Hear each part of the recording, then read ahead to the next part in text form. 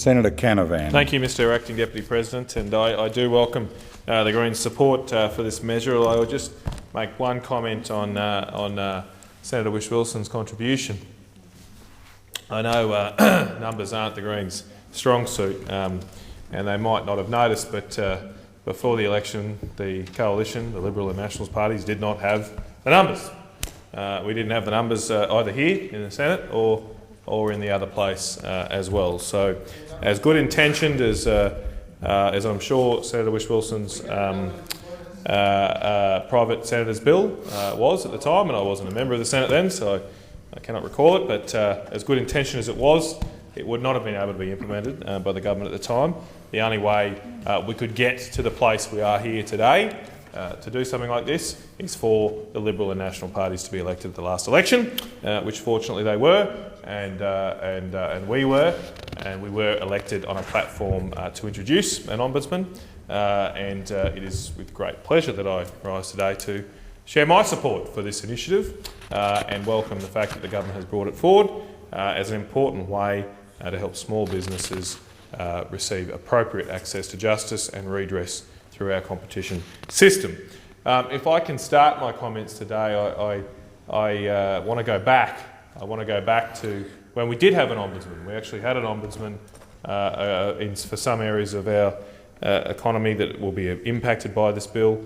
Back in 2000, I believe, was established. We had a grocery Ombudsman. He was around for about 5 or 6 years. And I was fortunate enough to meet Mr Robert Gasson, who was the grocery Ombudsman at the time, last year. And he also then subsequently came and provided evidence to the Economics Committee about his work and what the effect of it was. And I thought he gave very compelling evidence. He gave a very compelling evidence to show why an Ombudsman is an important tool in the competition workshop, an important way of providing a low-cost means for small businesses to be able to access justice and able to bring matters to a head.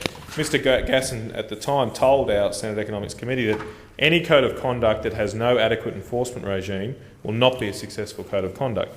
The words that appear in this code, which is the grocery code, are good words. The content and intention of what is being described in this code are great, and they are needed and are long overdue. But there is no obligation on anyone to do anything, even if they sign up to it, because of the system under which there is no enforcement. Mr Gasson goes on to say that the average cost for the ACCC to investigate, inquire into and manage disputes is massive, so there is no way in the world they can provide through their systems and the laws under which they have to operate an effective enforcement regime. They are not resourced to do that. An Ombudsman service with referral capacity to the ACCC provides that filter and at a much reduced price and quickly. The key to disputes is speed. And I think that's a very important point, that to resolve disputes, whether it's with my wife or with your contracting business, the key is speed. When I have a fight with my wife, I try and as quickly as possible resolve it, because if you let matters fester, that's when people start. That's happy wife, happy life, Senator Billick. That is absolutely right. That's the anthem for which I operate under in my life. I try to, at least, and sometimes I do go to bed without resolving those disputes. But I try the next morning to make sure I reflect on my behaviour. Usually it's me at fault, Mr Acting Deputy President, and resolve that dispute and restore the relationship. And I don't think it's any different in business as well. That if we can have an easy service which allows people to resolve disputes quickly, they're more likely to continue on with a trusting and productive relationship going forward, compared to having to rush off to court or make a complaint to the ACCC, in which case clearly people will start to bear a grudge on either side of the fence, and positions become strengthened and put in place and put in concrete. So through that process. So this is a very important bill for that regard. There are, of course, other alternatives to an Ombudsman than going to the ACCC or going to court directly. Many other codes of conduct and other dispute resolution frameworks in our country rely on mediators or arbitrators rather than an Ombudsman. Indeed, the recently introduced and regulated grocery code of conduct relies on mediation and arbitration. The last year we implemented or established a legislative instrument to do with bulk wheat export marketing. Similarly, the provisions of that rely on mediation and arbitration, and that they are a useful alternative dispute resolution process, but they have their own limitations as well. They are not as costly as the ACCC or as court action, but they still can be slow and expensive at times. Well, in the case of, I'll start with mediation. In the case of mediation, they can sometimes, of course, not resolve a dispute because there's no decision maker put in place. And while mediation can sometimes be a useful way of resolving disputes, it won't necessarily do so in all cases. And then there's arbitration, which is a higher level of dispute resolution, which does provide for a decision maker and a final conclusion to be made, but it can be quite costly these days in particular. Most arbitration services now rely on third parties or contractors to be involved, which can be quite expensive. So the quotes I quoted before from Mr. Robert Gowson, who was the former grocery industry ombudsman, he appeared at a Senate Economics Committee on the grocery code, the recently introduced grocery code, which, as I said earlier, relies on mediation and arbitration. But we heard evidence as that committee that arbitration can these days be extremely costly. Mr. Gowson himself said that arbitration is overwhelmingly more expensive in today's years than litigation even, because the courts are now much quicker and more efficient than in the time they take to resolve matters. Arbitrators might get 1 or 2 matters a year. They have very little practical experience in the area, so they are learning from naught. And quite frankly, and some of my close friends are arbitrators, Mr. Gowson said, they spin it out, unnecessarily so, because they are being paid a high rate. It's a bad system. Most of them are on daily rates, but some will get $2,500 to $8,500 a day. $2,500 to $8,500 a day. It's not bad work, but the people who have to pay that cost are normally shared between the businesses that are involved in a dispute. And of course, often that will be a small business who is involved in that dispute, and they'll have to be up for potentially $2,500 to $8,500 a day. Quite expensive. After we heard that evidence, the committee asked Treasury to provide more information. Unfortunately, Treasury had not calculated these costs when it did the regulatory impact statement for the Grocery Industry Code, but it did go away and get some information for our committee, and it came back and said that professional fees vary depending on the complexity of the case and the amount of dispute. They also vary between service providers. Treasury understands, based on consultation with a private mediation provider, that typical mediation costs are in the order of $275 per hour for each party, and that typical disputes are resolved following around 7 hours of mediation, so that the total cost is around $1,925 for each party. Again, quite an expensive way of resolving a dispute. Now, for some businesses, that won't be an overbearing hurdle for them to resolve a dispute. And indeed, for a healthy business, it probably shouldn't be at a couple $1,000s. The issue here is that many businesses, particularly small businesses that are involved in disputes at a time, they are often under, at the very same time, cash flow pressures, perhaps even long-term operational issues, because they're involved in a dispute. They might not be getting paid by their relevant suppliers. They might be getting paid lower amounts of money than they view are due to them, and therefore even just a couple of thousands of dollars on average could be too much a burden to bear. And that's why, in my view, it is important we have an alternative way of resolving disputes, a cheap and low-cost way of resolving disputes, and an ombudsman allows us to do that. It allows us to do that because an ombudsman is something that the Commonwealth Government will fund, and that will provide the ability for small businesses and others to come forward and have their disputes resolved in an easy and costless fashion.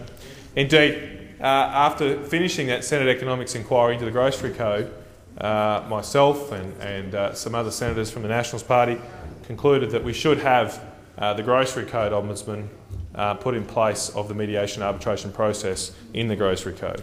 That relying on mediation arbitration in the Grocery Code was not, in my view, and the National Senator's view, an effective way of dealing with the issues in this particular field. As I said earlier, we have mediation arbitration for bulk wheat exporting. That's a different market. You have grain traders that trade substantial amounts of grain and have substantial amounts of turnover and probably can afford to go through processes of this kind. The grocery code is dealing with a completely different class of businesses and operators. Often businesses with very thin margins, small amounts of turnover in relative terms, and businesses that may be put under undue pressure from time to time. So I still firmly believe that an ombudsman would be the best way to deal with issues in the grocery sector in particular. But I do note, and I commend the government for bringing forward this bill to provide for a low-cost way for small businesses generally to access to resolve disputes, not specifically for the grocery code as I'd like to see, but generally for the small business sector, and that will provide a way for the small businesses in our community to achieve a more readily available redress. This is, as I said earlier, a policy that the Coalition took to the last election. It was part of our small business policy, one of a number of initiatives at that election, to establish a small business and family enterprise ombudsman. This particular bill implements that commitment, and it will do three things. It provides a Commonwealth-wide advocate for small businesses and family enterprises, someone that sits above all of the policy-making areas in this field to provide a voice for small businesses within government. It will provide a concierge for dispute resolution, provide its own dispute resolution service. So it will allow small businesses an alternative way of coming forward. They can still, of course, go to the ACCC. They can still, of course, engage their own lawyers under private enforcement and law, and they can still seek to resolve disputes under the various codes of conduct that might apply in their sector. But they can also now access an alternative way of doing that, and that's only a good thing which should be supported. It will also, of course, contribute to the development of small business policies more widely across the government, and we are a government that is about protecting small business, supporting those people that want to take a risk in their life and back themselves and be their own boss. I said in my maiden speech to this chamber that I want to have a country where people can, if they so choose, to start their own business, to have their own job, to save for their own house and start their own family. And having economic security as part of small business is one aspect of doing that and achieving that. This bill is only a small way of doing that, but it fits into a broader context of supporting small business in our country through the recent tax changes we made in the budget, through the grocery code of conduct we've established, through the competition policy review that has recently concluded, and the various changes that might come from that. I note that this particular legislation has gone through a regulatory impact statement, and it has been shown that this will actually lead to a net reduction in regulatory burdens facing businesses of a small amount, 0.007 million per year. I'm just trying to work that out. I suppose that is only $7,000, is it? I'm not sure. That's a lot of decimal points. So I'm getting a nod there from some advisors. So $7,000 a year. It's a small amount of money, but it is a net reduction in regulatory burden because this will be an easier way to resolve disputes. But it will produce obviously broader economic benefits across the economy, not just in terms of red tape, of around $18 million per year. So it's something that should be supported. And I do commend the government for it. With the time left remaining, I would like to say a little more about the government's small business agenda. As we saw in the budget, this is a government that is about supporting small businesses, particularly making sure that they face a lower tax burden over time, with both the reduction in the corporate tax rate for small businesses and also the granting of a tax rebate for small businesses that are not incorporated. That'll help achieve that through the more than $3 billion worth of savings and depreciation allowances that we've implemented in the budget. The great stimulus that has had for our economy, again, supporting small businesses that want to go and invest in our economy. We want to support people who take a risk, invest in their business, invest in our country, and invest in creating more jobs for all Australians, and we've been able to achieve that. There is also now, of course, late last year, the Harper Review reported, which was a broad look at competition policy across our policy-making landscape, but I want to just particularly focus on some conclusions of that report that relate to this bill and its objective of supporting small business. We have various competition laws in Australia that seek to restrain the ability of large corporations to act in a dominant and abusive way in marketplaces. We have a good competition law, but again, just like I spoke on corporate tax earlier, we have a good tax system, we have a good competition law, but that doesn't mean it can't be made better. And we have, and thank you, Senator Whish-Wilson, I'll take an interjection. I was just about to come to section 46, the centrepiece of our law, which seeks to restrain the activities of dominant firms or firms of significant degree of market power, is section 46. And it has evolved over time, or the jurisprudence around section 46 has evolved, but I would argue, and I agree with the Harper Review, that the jurisprudence has evolved to an extent which effectively means that actions under section 46 have very limited ability to succeed. The court's interpretation of the taking advantage test is a hypothetical one, and one that, as an economist, I would say helps economists put their kids through college, but doesn't help small businesses take action in the court. It's long.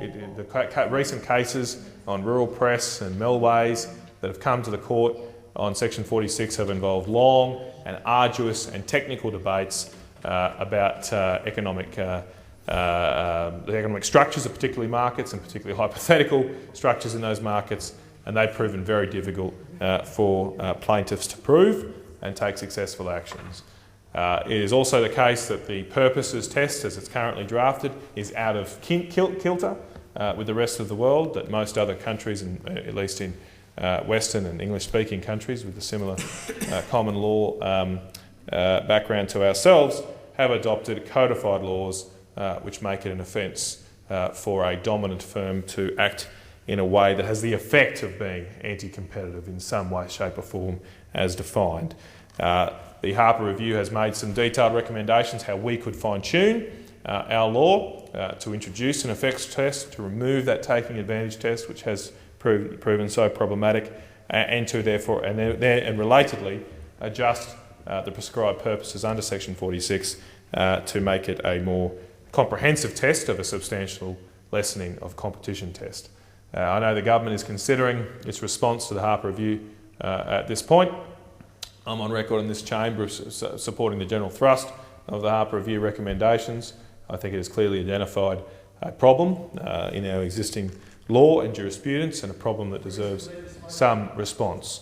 And I'm sure the government, in due course, after due consideration of the Harper Review, will bring a response forward, and I do look forward to that. But returning to this particular bill, it is a bill that should be supported by this chamber because it does add to the avenues that small businesses can access to get a better deal for themselves.